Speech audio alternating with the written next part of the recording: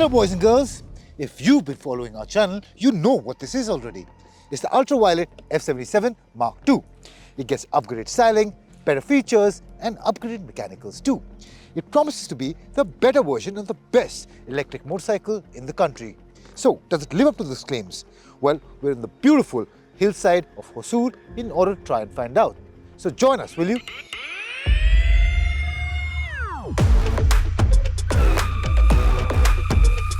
Now, if you talk about styling, you might be looking at your screen and be telling yourself that nothing has changed. And you're kind of right. Well, nothing really has, but it has as well. You get a whole new palette of color options, vibrant color options to choose from. The one we have here is the dark grey and the red. Now, all of them, like even the black and the yellow, the light grey and the red, there's a lot more to choose from, and I think they really elevate the styling of the Ultraviolette F77 Mach II.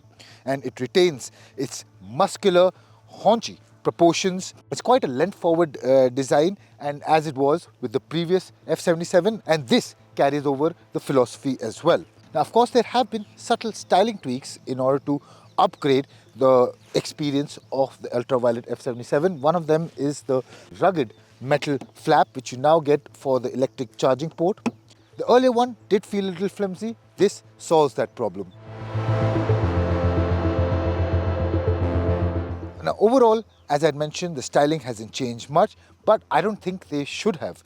I think it's really good in terms of what it had to offer. The low bars, the high seat, the semi-sporty foot peg position, the full fairing which covers all the mechanicals on the side, the winglet, the blacked out alloy wheels, all of it go into the making of a really good looking sports naked motorcycle, and that's what it is.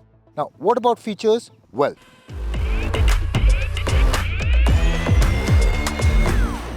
not much has changed. You still get the color TFT screen, which gives you all the information you'll ever need. You get 4 traction control modes, you get 3 ride modes, you get 10 levels of brake regeneration. That's the new one that is really effective, and that is up from the earlier 3 levels which used to get in the earlier model, and I'm going to talk about it as soon as we talk about the performance and the handling part. Then of course you get reverse mode, you get digital document storage and a whole lot more. So overall, I think this is a pretty feature-packed product, and it was earlier, but now you get it in a better package.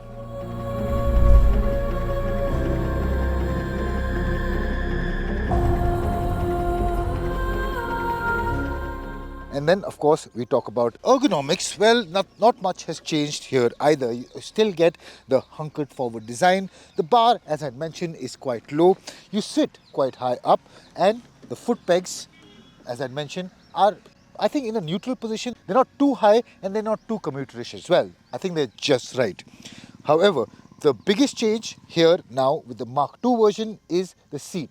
The seat has been upgraded, and I think it is a lot more comfortable than what you got with the previous model. This is going to help with all your longer rides, your longer commutes, and overall help it be a better everyday motorcycle. Now, of course, the stance will be something you have to get used to if you're coming from a non-sporty motorcycle, but I think you'll get used to it. It took me about an hour and a half to completely get used to the riding stance once again, but once I did, I think I started throwing it around a lot more, and that's going to be the same for you as well, provided your skill sets match the motorcycle. So with that, I think enough dilly-dallying around. Let's get to the performance and handling, because that is a big talking point.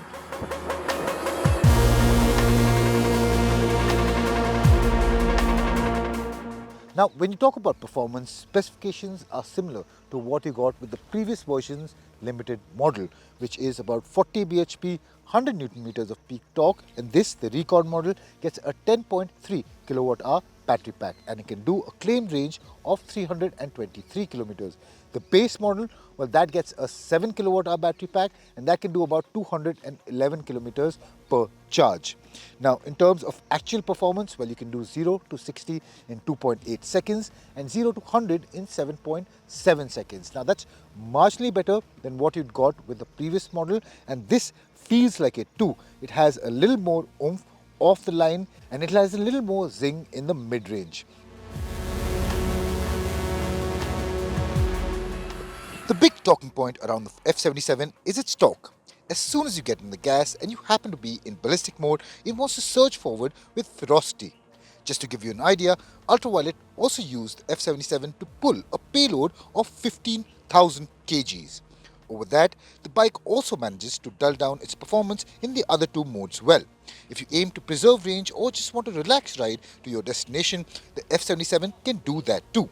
The company has managed to strike a good balance in that aspect.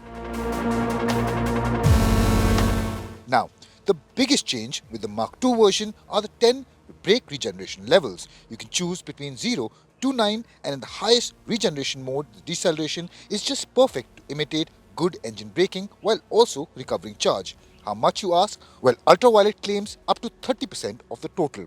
In fact, the company also claims the F77's regeneration power is more than the power output of any electric two-wheeler in India. When it comes to handling, it is the same great package we remember.